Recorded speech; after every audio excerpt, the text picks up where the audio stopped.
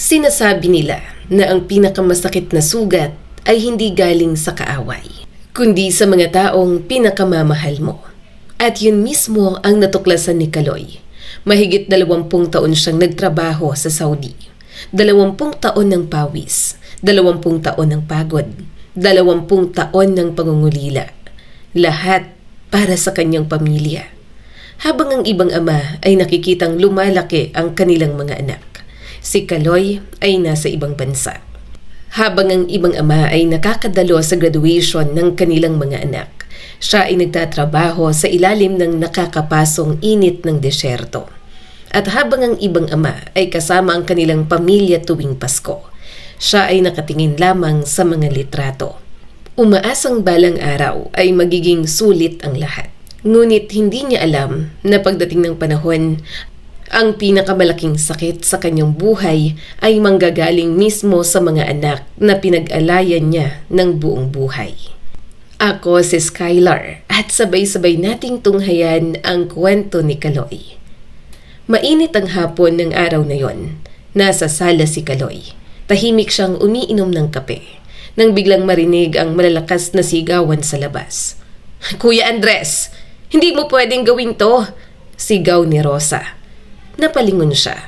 Agad siyang lumabas. Pagdating niya sa sala, nagkakagulo ang kanyang mga anak. Namumula ang mukha ni Rosa. Galit na galit naman si Manuel. At si Andres mukhang handang makipagsuntukan. Ano na naman ang nangyayari rito? Tanong ni Kaloy. Tahimik sandali ang lahat. Pagkatapos ay nagsalita si Rosa. "Papa, sabihin niyo kay Kuya Andres na mali ang ginawa niya." Anong ginawa niya? Tanong ni Kaloy. Napayuko si Rosa. "Ibinenta niyang lupa." Parang huminto ang oras. Hindi agad nakaimik si Kaloy. Pakiramdam niya ay hindi niya narinig ng tama. Ano? Totoo, Papa?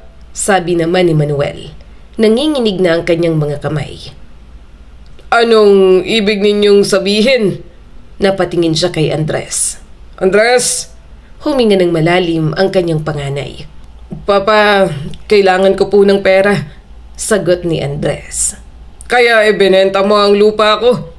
Tahimik, walang sumagot. Mas lalong sumikip ang dibdib niya. Ang lupang yon, hindi basta lupa. Yon ang bunga ng kanyang kabataan. Bawat metro noon ay may katumbas na taon ng sakripisyo. Bawat sulok noon ay may kasamang alaala nila ng kanyang asawang si Andeng. At ngayon, parang wala lamang yon. Bakit hindi mo man lang ako kinausap? Napayuko si Andres. Alam kong hindi kayo papayag, Papa. Kaya niloko mo ako? Galit niyang tanong. Nanahimik muli ang lahat. Tumulo ang unang luha ni Kaloy. Hindi dahil sa lupa, kundi dahil sa pagtataksil. Ganito na ba kababa ang tingin ninyo sa akin? Walang sumagot. Akala ko, pamilya tayo. Mas lalong yumuko ang mga anak. Akala ko, kapag umuwi ako galing abroad, naputol ang kanyang boses. Magiging masaya na tayo. Tumulo ang mas marami pang luha. Mali pala ako. Bulong ni Kaloy.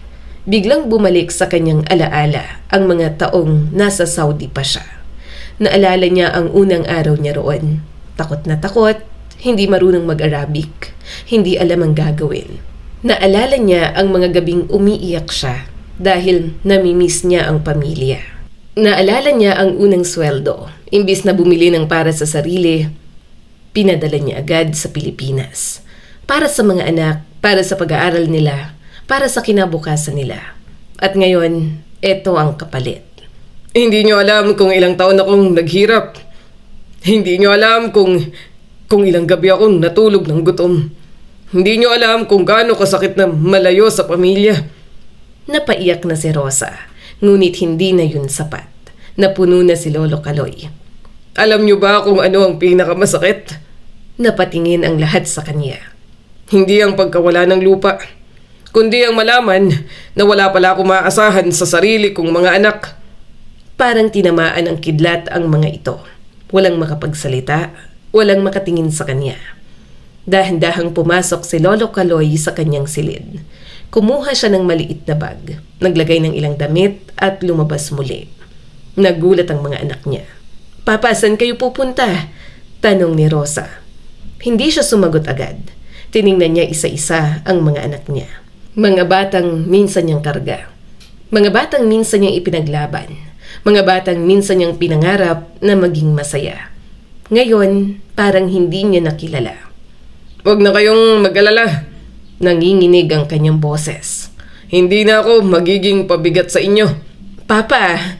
Magkalimutan na tayo. At tuluyan siyang naglakad palabas ng bahay. Hindi lumingon, hindi huminto, hindi nagsalita. Dahil alam niyang kapag lumingon siya, baka hindi niya kayanin. Habang naglalakad sa ilalim ng papalubog ng araw, hindi niya alam kung saan siya pupunta. Hindi niya alam kung ano ang mangyayari sa kanya. Isa lang ang alam niya. Sa unang pagkakataon matapos ang maraming taon, mag-isa na naman siya. Pero may mga pagkakataon sa buhay na kapag akala natin ay katapusan na ng lahat, doon pa lamang nagsisimula ang pinakamagandang kabanata. At yon ang nangyari kay Kaloy. Lumipas ang mga araw, namuhay mag-isa si Kaloy. Unti-unti siyang nilalamon ng kalungkutan. Isang gabing malakas ang ulan, hawak niyang isang basag na bote. Handa na siyang wakasan ng lahat. Ngunit may narinig siyang iyak. Ano yun? Sinundan niya ang tunog. At sa tabi ng basurahan, may isang sanggol. Basang-basa, nanginginig, iniwan. Diyos ko, sino ang gumawa nito sa isang inosenteng bata? Binuhat niya ang sanggol. Dinala niya ito sa inuupahang bahay. Pinangalanan niya itong Adrian. "Apo mo ba yan?" tanong ni Ninita. Hindi, pero simula ngayon apo ko na siya. Mula noon, naging sentro ng mundo ni Kaloy ang bata. Kahit mahirap ang buhay, kahit kulang ang pera, hindi niya pinabayaan si Adrian. Lumipas ang ilang buwan, unti-unting lumalaki ang sanggol. Mas malusog na ito, mas mataba, mas makulit, at mas malakas ng umiyak. Halos hindi na makatulog si Lolo Kaloy sa gabi. Minsan 12:00 na ng madaling araw umiiyak. Minsan 2:00, minsan naman 4:00. Pero kahit kulang sa tulog, hindi siya nagrereklamo. Isang madaling araw, muling umiyak ang bata. Agad bumangon si Lolo Kaloy. Ayan na naman tayo. Ngunit may ngiti sa kanyang labi. Binuhat niya ang sanggol at dahan-dahang hinimas ang likod nito. Tahan na, apo. Patuloy pa rin ang pag-iyak nito. Nagugutom ka ba? Mas lumakas pa ang iyak. Napatawa si Kaloy. Eto na. Habang pinapainom niya ng gatas ang bata, marahan niya itong pinagmasdan. Malaki ang mga mata, matangos ang ilong, maputi ang balat, mukhang malusog. Mukhang mahal na mahal sana ng kahit sinong magulang. Kaya hindi niya maintindihan. Bakit kanila itinapon? Tahimik ang sanggol. Patuloy lang ito sa pag-inom ng gatas. Minsan, iniisip ni Lolo Kaloy na baka may dahilan. Baka mahirap lamang ang pamilya nito. Baka wala silang kakayahang buhayin ito. Ngunit kahit ano pa man ang dahilan, hindi niya matatanggap ang ginawa ng mga magulang ng bata. Dahil para sa kanya, walang batang dapat itapon. Lumipas ang mga buwan at dumating ang araw na kailangan na niyang pangalanan ang bata. Nasa harap siya ng tindahan. Karga ang sanggol nang dumating si Ninita. "Kaloy, may pangalan na ba yung bata?" Napakamot siya sa ulo. Wala pa nga. Napatawa si Ninita. "Ano ba naman yan?" Tahimik silang nag-isip. Hanggang sa biglang nagsalita si Kaloy. "Adrian." Napatingin si Ninita. Bakit Adrian?" Ngumiti siya. Hindi ko rin alam. Tiningnan niya ang sanggol. Pakiramdam ko bagay sa kanya. At mula sa araw na yon, nagkaroon na ng pangalan ang batang minsang walang may gustong umangkin. Adrian. Habang lumalaki si Adrian, lalong sumasaya ang buhay ni Lolo Kaloy. Kung dati tahimik ang bahay, ngayon ay punong-puno ito ng tawanan. Kung dati mag-isa siyang kumakain, ngayon may batang kasabay niya sa mesa. Kung dati wala siyang dahilan para gumising, ngayon si Adrian ang dahilan. Kapag may natitira siyang pera para kay Adrian, Kapag may masarap na pagkain, kay Adrian. Kapag bagong damit, kay Adrian. Minsan nga, siya na lamang ang hindi bumibili para sa sarili. Isang araw, napansin yun ni Ninita. "Kaloy, bumili ka naman para sa sarili mo." Napatawa siya. Ayos lang ako. "Pero luma ng damit mo." Ngumiti siya. Basta maayos si Adrian, ayos lang. Napailing si Ninita. Ngunit alam niyang wala nang makakapigil pa kay Kaloy. Dahil hindi na lamang bata si Adrian para sa kanya. Si Adrian na ang kanyang buhay. Si Adrian na ang kanyang pamilya. Si Adrian na ang kanyang dahilan para magpatuloy. At habang lumalaki ang bata, unti-unting nagbabago rin ang puso ni Lolo Kaloy. Nagsimula na ring bumalik ang kanyang mga anak. Paminsan-minsan ay dumadalaw, nagdadala ng kaunting pera. Humihingi ng tawad. Ngunit kahit nagkapatawaran na sila, hindi na naibalik ang dating samahan.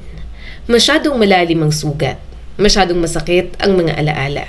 At sa lahat ng taong nakapaligid sa kanya, isa lamang ang lubos niyang pinagkakatiwalaan. Si Adrian. Habang lumalaki si Adrian, mas lalo rin siyang nagiging mausisa. Katulad ng ibang bata, marami siyang tanong. Bakit ganun ang langit? Bakit lumalaki ang puno? Bakit may ulan? Bakit may araw? At isang araw, dumating ang tanong na matagal nang kinatatakutan ni Lolo Kaloy. Tanong na alam niyang darating balang araw. Ngunit hindi niya inakala na ganoon kabilis. 7 taong gulang na si Adrian noon. Masayahin, matalino, mahilig maglaro sa labas. At kilalang kilala na ng buong barangay. Halos lahat ng kapitbahay ay mahal na siya. Dahil bukod sa magalang, napakabait pa nito. Isang hapon, galing siya sa tindahan nang marinig niya ang iyakan ng mga bata sa labas. Nung una ay hindi niya pinansin. Karaniwan na yon. Laging may nagtatalo sa laro. Ngunit maya-maya, may nakita siyang batang tumatakbo papunta sa bahay. Si Adrian, namumulang mga mata at umiiyak ito. Aba po, bakit ka umiiyak? Hindi agad sumagot si Adrian. Dumiretso ito sa loob ng bahay. Umupo sa isang sulok at yumakap sa kanyang mga tuhod. Kinabahan si Lolo Kaloy. Hindi ganun umiyak si Adrian. Kahit nadadapa, kahit nasusugatan, mabilis itong tumatahad. Pero ngayon, iba. Lumapit siya rito. Umupo sa tabi ng bata. Ano ang nangyari, apo? May nang-away ba sa'yo? Tahimik pa rin. Makalipas ang ilang segundo, unti-unting tumingin si Adrian. Puno ng luha ang mga mata. Lolo? Totoo po bang ampun lang ako? Parang huminto ang mundo ni Lolo Kaloy. Biglang bumalik sa kanya ang gabing nakita niyang bata sa basurahan. Ang ulan, ang karton, ang iyak. Lahat. Matagal siyang hindi nakapagsalita. Samantala, naghihintay si Adrian. Totoo po ba? Napabuntong hininga si Lolo Kaloy. Alam niyang wala ng saysay ang pagsisinungaling. Dahil balang araw, malalaman din ito ang totoo. Mas mabuti nang manggaling sa kanya kesa sa ibang tao. Dahan-dahan niyang hinawakan ang kamay ni Adrian. Oo. Parang bumigat ang buong paligid. Tumulo agad ang luha ni Adrian. Totoo po? Tumango siya. Totoo. Napayuko ang bata at nagsimula itong humikbi. Bakit po? Nanginginig ang dibdib ni Lolo Kaloy. Ito ang tanong na hindi niya kayang sagutin. Dahil kahit siya, hindi rin alam. Bakit po ako ampon? Tahimik siya. Bakit po wala akong mama? Tahimik pa rin. Bakit po wala akong papa?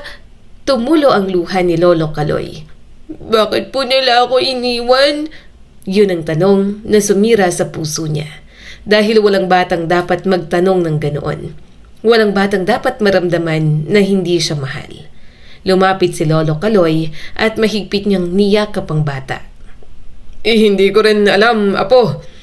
Mas lalong umiyak si Adrian. Hindi po ba nila ako mahal? Agad siyang umiling. Huwag mong sasabihin yan. Pero iniwan po nila ako. Napapikit si Kaloy. Hindi ko alam kung bakit nila ginawa yun. Pero isang bagay lang ang alam ko. Napakabuti mong bata. Tumulo ang mas marami pang luha ni Adrian. Mabait ka, magalang, mapagmahal ka, at wala kang kasalanan. Tahimik lang si Adrian. Pinunasan ni Lolo Kaloy ang kanyang mga luha. Alam mo ba kung saan kita nakita? Sa isang basurahan. Nanlaki ang mga mata ni Adrian. Basurahan po? Tumango siya at isa-isa niyang ikinuwento ang lahat. Ang gabing malakas ang ulan, ang kanyang pag-iisa, ang kanyang pagod, at ang iyak na narinig niya sa dilim. Tahimik na nakikinig si Adrian. Walang putol, walang reklamo, walang salita. Hanggang matapos ang buong kwento. Kung hindi niyo po ako nakita, patay na po siguro ako. Tumulo ang luha ni Kaloy. Siguro. Salamat po. Natigilan siya. Ano? Salamat po dahil nakita niyo po ako, Lolo Kaloy. Biglang bumuhos ang luha ng matanda. Hindi niya inasahan yon. Akala niya'y magagalit ang bata. Akala niya'y magtatampo, pero kabaligtaran ang nangyari. Kung hindi po kayo dumating, humikbi na ito. Hindi ko po mararanasang magkaroon ng lolo. Hindi na napigilan ni Lolo Kaloy ang sarili. Napaiyak siya ng tuluyan. At kung hindi kita nakita, hindi ko rin mararanasang magkaroon ng apo. Mahigpit niya itong niyakap.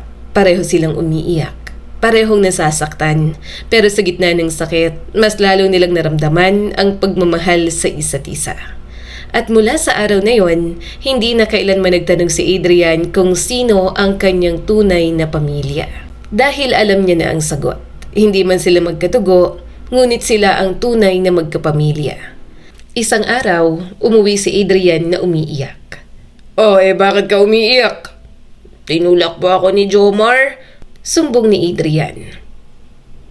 Bakit daw? Ayaw po niya akong pahiramin ng bisikleta. Nasaktan si Lolo Kaloy. Hindi dahil sa sugat, kundi dahil sa sakit na nararamdaman ng kanyang apo. Huwag ka nang umiyak. Bakit po? Bibilhan kita ng sarili mong bisikleta. Wala siyang sapat na pera. Pero gumawa ng paraan si Lolo Kaloy. Nakahanap siya ng second-hand na bisikleta. Inayos, pininturahan, pinaganda. Nang makita yun ni Adrian, tuwang-tuwa ito. Parang nanalo sa loto ang bata. Salamat po, Lolo! At sa unang pagkakataon matapos ang maraming taon, tunay na naging masaya si Lolo Kaloy. Ngunit hindi habang buhay ang kasiyahan. Unti-unting humina ang katawan ng matanda. Isang gabi, bigla siyang bumagsak. Lolo! Sigaw ni Adrian. Isinugod siya sa ospital. Doon natuklasan ang bukol sa kanyang katawan. Kailangan ng operasyon, ngunit tumanggi si Lolo Kaloy. Papa, bakit ayaw ninyo? Lumuluhang tanong ni Rosa. Ayoko nang maging pabigat. Pero ang totoo, hindi ang sarili niyang iniisip niya, kundi si Adrian. Isang araw, kumakain sila sa paboritong restaurant ni Adrian. Lolo, paglaki ko gusto ko pong maging chef ako. Napangiti si Lolo Kaloy. Talaga? Opo, para naman po. Ako po mag-aalaga sa inyo. Ipagluluto ko po kayo ng masarap. Hindi napigilan ni Lolo Kaloy na mapaluha. Dahil yon ang mga salitang hindi niya kailanman narinig sa sarili niyang mga anak. Alam ni Lolo Kaloy na nalalapit na ang kanyang katapusan. Kaya nagsimula siyang maghanap ng taong mag-aalaga kay Adrian. Sinubukan niya sa kanyang mga anak, ngunit nakita niyang hindi magiging masaya roon ang bata. Mula nang maospital si Lolo Kaloy, parang nagbago ang lahat. Kung dati ay puro tawanan ang laman ng kanilang bahay, ngayon ay napalitan yon ng pag-aalala. Hindi man lubos na nauunawaan ni Adrian ang kalagayan ng kanyang lolo. Ramdam niyang may malaking problemang kinakaharap ang matanda. At yon ang bagay na kinatatakutan niya. Isang araw, matapos maospital si Lolo Kaloy, nakaupo silang magkatabi sa hospital bed. Tahimik na nagbabasa si Adrian ng libro. Paminsan-minsan ay sumusulyap ito sa kanyang lolo. Lolo? Gagaling pa po kayo, di ba? Parang may humawak sa puso ni Lolo Kaloy. Ngumiti siya, ngunit alam niyang hindi ganun kasimple ang sitwasyon. Sana, apo. Hindi po pwedeng sana. Napangiti ang matanda. Kailangan po siguradong gagaling kayo. Bakit naman? Napatingin si Adrian sa kanya. Kasi marami pa po tayong gagawin. Napakunot ang noo ni Lolo Kaloy. Hindi pa po tayo nakakapunta sa zoo. Hindi pa po tayo nakakasakay ng eroplano. Hindi pa po ako nagiging chef. Tumigil ito sandali. At hindi pa po ako nakakapagluto para sa inyo. Biglang nangilid ang luha ng matanda. Pinilit niyang ngumiti. Ako naman, Ano po? hindi ko pa nakikitang graduate ka. Makikita nyo po, gagraduate ako. Hindi ko pa nakikitang magkaroon ka ng trabaho. Makikita nyo rin po. Hindi ko pa nakikitang matupad lahat ng pangarap mo, apo. Mahigpit na hinawakan ni Adrian ang kanyang kamay. Kaya nga po kailangan yung gumaling. Napayuko si Lolo Kaloy. Dahil sa kaibuturan ng kanyang puso, alam niyang maaaring hindi na mangyari yon. Pagkalabas niya ng ospital, lalong lumala ang kanyang pag-aalala. Hindi para sa sarili, kundi para kay Adrian.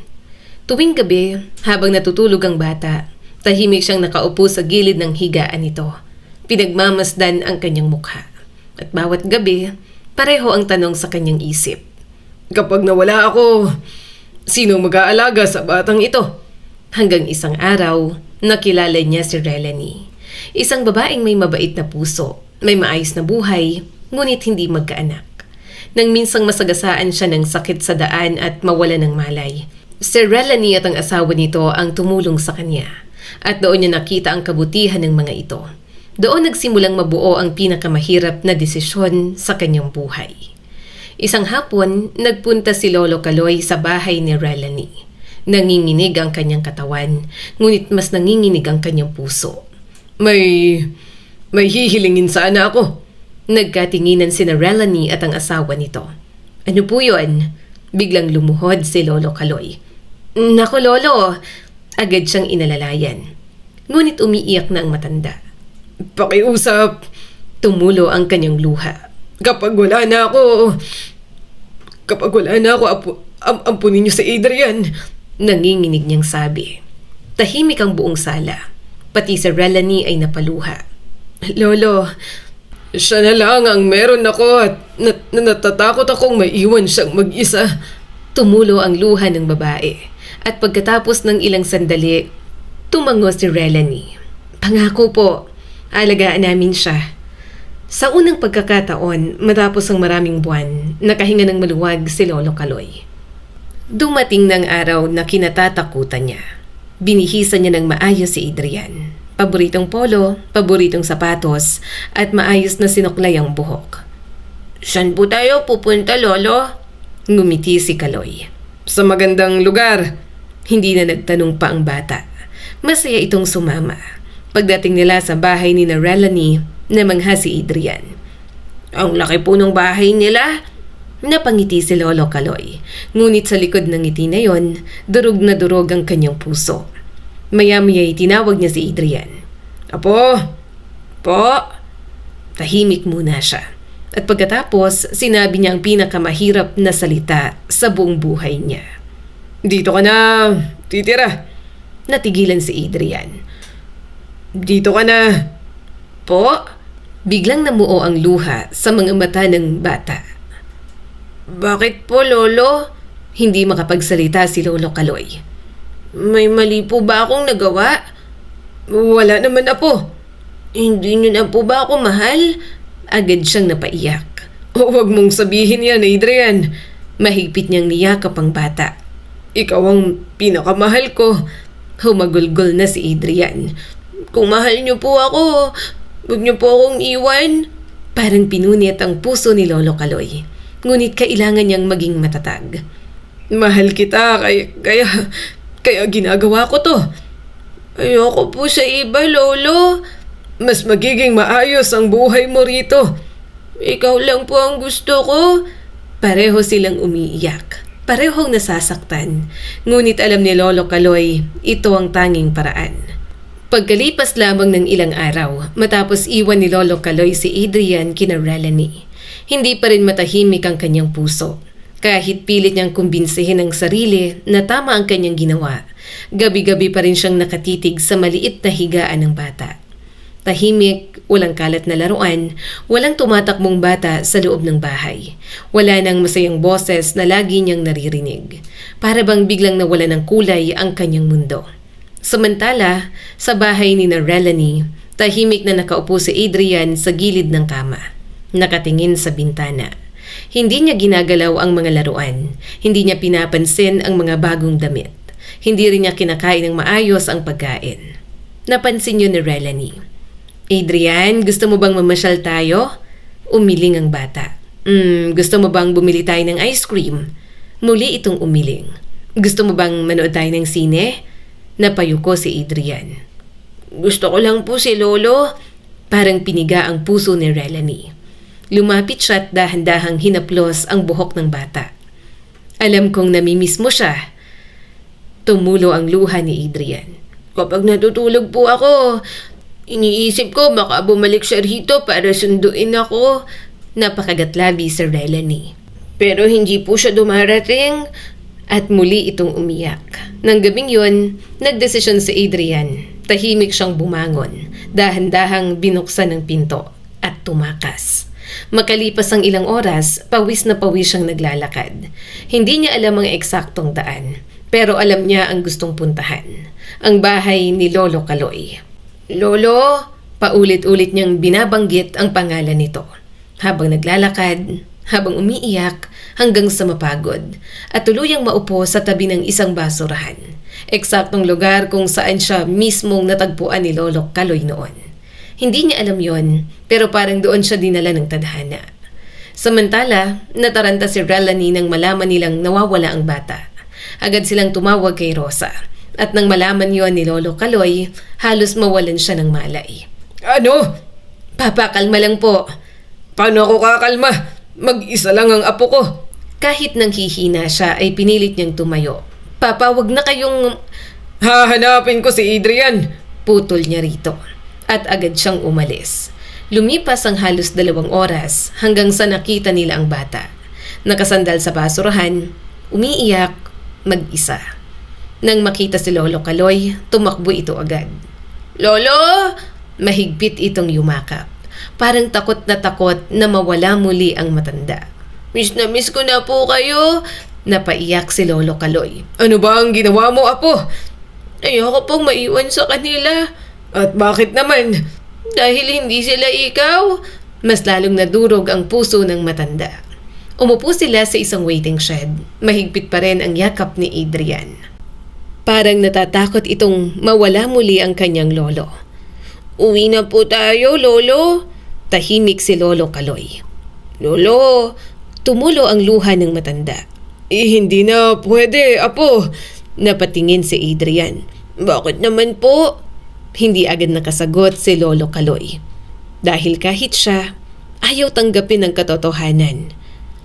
May nagawa po ba akong mali, Lolo? Ayaw niyo na po ba sa akin? Wala, apo. Hindi na po ba ninyo talaga ako mahal? Ayaw niyo po ako dito? Biglang napahagulgol si Lolo Kaloy. Huwag mong sabihin yan. Niyakap niya ang bata. Mahigpit, napakahigpit.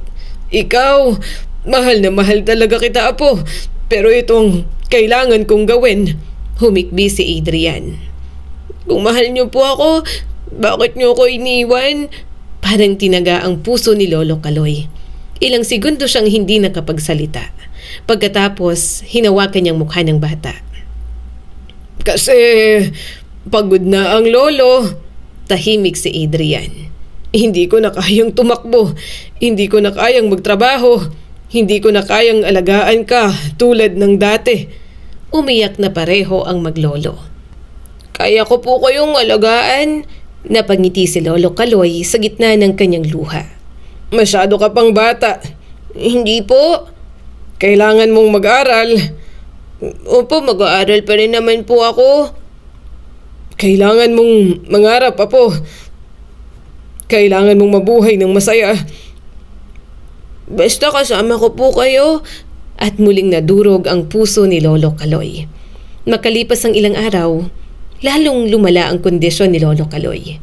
Mas madalas siyang hinihingal Mas madalas siyang nahihilo at halos hindi na siya makalakad. Dinalaw siya ni Relanie. Lolo, kumusta po? Napangiti siya.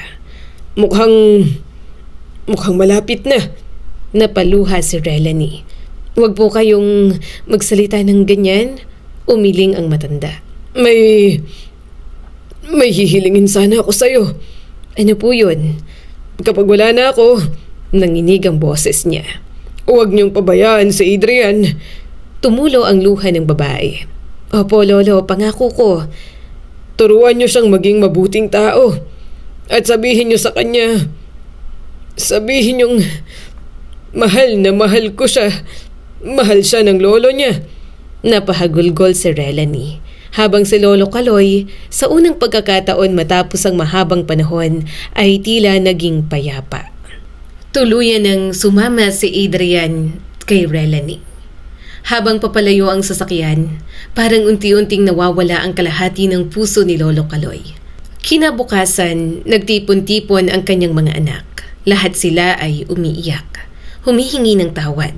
Papa, patawad po. Sabi ni Andres. Mahal ka po namin. Ngumiti si Lolo Kaloy. Mahina, pagod, ngunit payapa. Mahal ko rin kayo. At bago siya tuluyang pumikit, may isang mukha siyang naalala. Mukha ng batang minsang nakita niya sa basurahan. Mukha ng batang nagbigay muli sa kanya ng dahilan para mabuhay. Si Adrian. Tumulo ang huling luha ni Lolo Kaloy at kasabay nun ang kanyang huling hininga. Lumipas ang maraming taon, lumaki si Adrian. Natupad ang kanyang pangarap, isa na siyang chef. At sa unang restaurant na kanyang itinayo, may isang malaking larawan sa dingding. Larawan ng isang matandang nakangiti. Nang tanungin siya ng mga tao kung sino yon, nakangiti siyang sumagot. Siya ang tatay ko. Siya ang lolo ko. Siya ang taong nagligtas sa buhay ko. At siya ang dahilan kung bakit narito ako ngayon. At kahit wala na si Lolo Kaloy, patuloy pa rin siyang nabubuhay sa puso ng batang minsan niyang inaligtas sa gitna ng ulan. Ang kwento ni Lolo Kaloy at Adrian ay nagpapaalala sa atin na ang tunay na pamilya ay hindi lamang nasusukat sa dugo o apelido. Minsan ang mga taong pinipili tayong mahalin, alagaan at samahan sa pinakamahirap na panahon ang siyang nagiging tunay nating pamilya. Ipinakita ni Lolo Kaloy na ang pagmamahal ay hindi kailangan ng kapalit. Sa kabila ng pagtataksil at paglimot ng kanyang mga anak, nagawa pa rin niyang magmahal ng buong puso sa isang batang hindi niya kadugo. Ipinapakita rin ng kwentong ito ang kahalagahan ng paggalang at pagpapahalaga sa ating mga magulang. Lalo na sa mga OFW na nagsakripisyo ng maraming taon upang mabigyan tayo ng magandang buhay. Madalas nating nakikita ang perang kanilang ipinapadala. Ngunit hindi natin nakikita ang lungkot, pagod at pangungulila na kanilang tiniis habang malayo sa pamilya. Habang may pagkakataon pa, mahalagang ipadama natin sa kanila ang pagmamahal, pasasalamat at respeto na tunay nilang nararapat. At higit sa lahat, itinuturo ng kwentong ito na ang simpleng kabutihan ay maaaring magbago ng buhay ng isang tao. Kung hindi iniligtas ni Lolo Kaloy si Adrian noong gabing yon, maaaring magkaiba ang naging kapalaran nilang dalawa. Si Adrian ang nagbigay ng pag-asa kay Lolo Kaloy at si Lolo Kaloy naman ang nagbigay ng pagmamahal at tahanan kay Adrian. Kaya tandaan natin, ang pagmamahal na ibinibigay natin sa iba ay maaaring maging ilaw sa pinakamadilim nilang panahon. At balang araw, yun din ang magiging pinakamahalagang pamana na ating maiiwan. Muli ako si Skylar at sana ay may bago na naman kayong natutunan sa kwento natin ngayon. Maraming salamat po.